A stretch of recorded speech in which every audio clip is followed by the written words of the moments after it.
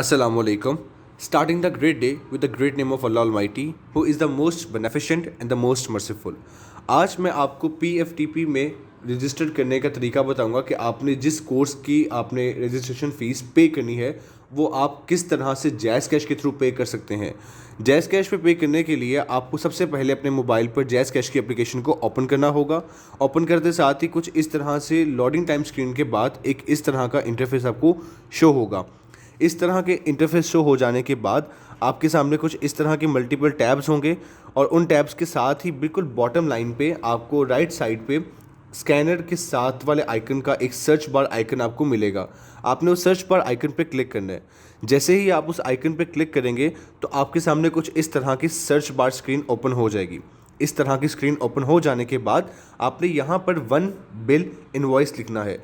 जैसे ही आप यहाँ पे वन लिखेंगे तो वो सारी कंटेंट्स को समराइज़ करके आपको आपके मेन जो आप कंटेंट को सर्च करना चाह रहे हैं वो यहाँ पर दिखा देगा। यानी जैसे मैंने अभी यहाँ पर वन लिखा तो मुझे साथ ही one bill invoice voucher show हो गया। क्योंकि मैंने पे वन बिल इनवॉइस वाउचर से करनी है सो मैंने यहाँ पर वन बिल इनवॉइस वाउचर पे क्लिक कर देना है।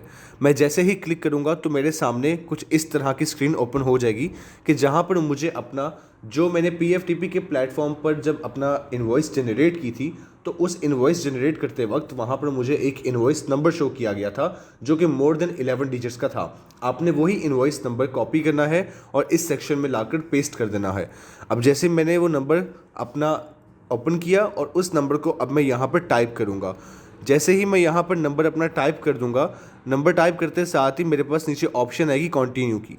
मैं उसी वक्त अपना नंबर टाइप करने के बाद कंटिन्यू पे क्लिक करूँगा और मेरी स्क्रीन लोड होना शुरू हो जाएगी। अगर तो मेरा कोड बिल्कुल एक्यूरेट होगा तो फिर मेरी स्क्रीन लोड होकर मुझे इस तरह से एक नए पेज पे ले जाएगी। लेकिन अगर मेरा कोड गलत होगा, जो कंज्यूमर नंबर मैं मेंशन करूँगा, अगर तो वो मैं गलत एंटर करूँगा तो फिर मुझे इस तरह से स्क्रीन शो नहीं होगी। तो उसके लिए आपने मेक श्योर यही रखना है कि आप जो कंज्यूमर नंबर मेंशन कर रहे हैं वो एग्जैक्टली वही हो जो आपको आपकी इनवॉइस के ऊपर दिखाया जा रहा है। अब यहाँ पर आपके सामने कुछ इस तरह की स्क्रीन ओपन हो गई है। इस तरह की स्क्रीन ओपन हो जाने के बाद इस बात की श्योरिटी होती है कि आपका जो नंबर है वो बिल्कुल एक्यूरेट है। यहाँ पर आपको आपकी सारी डिटेल्स मिल जाएंगी जिसमें आपका बिलिंग मंथ कि आपने किस मंथ में अपना जो नंबर था वो जनरेट किया था इनवॉइस नंबर, वो आपको शो हो जाएगा। क्योंकि मैंने जनवरी के मंथ में किया था तो मुझे जनवरी ही शो हो रहा है। अब इसकी पेमेंट मैं किस डेट तक कर सकता हूँ, अगर यहाँ पे मुझे 26 शो कर रहा है तो इट मीन्स कि मेरे पास जो पेमेंट सबमिशन की लास्ट डेट है वो 26 तक की है, 26 ऑफ जैन। और उसके बाद मेरा कंज्यूमर नेम यहाँ पर क्या शो हो रहा है वो भी मुझे यहाँ पर शो हो जाएगा।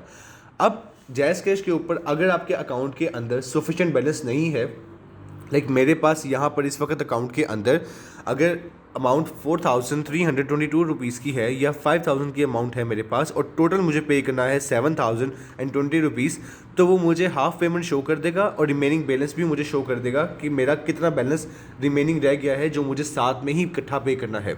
सो उसके लिए भी मेरे पास एक ऑप्शन आएगी कि मैं अपनी पेमेंट को स्प्लिट कर दूँ।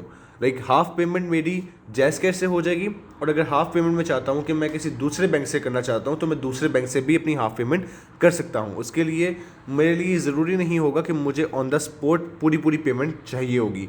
अगर मैं हाफ़ पेमेंट अपने जैज़ कैश अकाउंट में रखता हूँ और हाफ़ पेमेंट किसी दूसरे बैंक अकाउंट में रखता हूँ तो मैं एक ही वक्त में दोनों अकाउंट से एक ही कोर्स की इकट्ठी फ़ीस ट्रांसफ़र कर सकता हूँ।